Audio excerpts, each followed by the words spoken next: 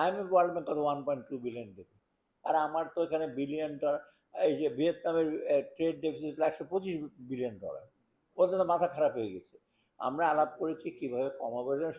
সুতার তুলার ব্যাপারে অলরেডি আমরা ছাড় দিয়েছি, তুলার ব্যাপারে আমরা বন্ডেড ওয়্যার হাউস করার কথা বলেছি। ওদের সাথে এনার্জি ডিভিশনের সাথে কথা হচ্ছে এলএনজি আমরা আনতে পারি কিনা, ওরা কিন্তু ওরা লং টার্ম কন্ট্রাক্ট করে না কেন। তবু আমি বলছি আমার কস্ট ইনক্লুডিং ফ্রেট এটা দেখতে হবে। তোমার এখানে জাহাজ যাওয়া মানে সিঙ্গাপুর থেকে যাওয়া অনেক ডিফিট, তবু ওরা they are interested electric goods, generator, এগুলো।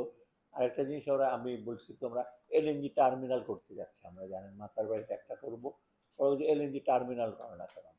ইস্টার্ন রিফাইনারির মডার্নাইজেশনের কথা বলেছে। ইস্টার্ন রিফাইনারি তো পুরোনোটা তো বিএমআর করতে হবে, আর একটা নতুন ইউনিট, ওরা দে আর ইন্টারেস্টেড, ওরা বেশিরভাগ প্রাইভেট সেক্টরে।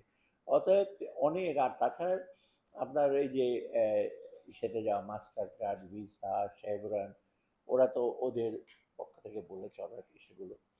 তো সার্বিকভাবে কিন্তু ওই যে এখন আইএমএফ ডিপেন্ডেন্ট আমরা না, এখন আর ওই দিন চলে গেছে।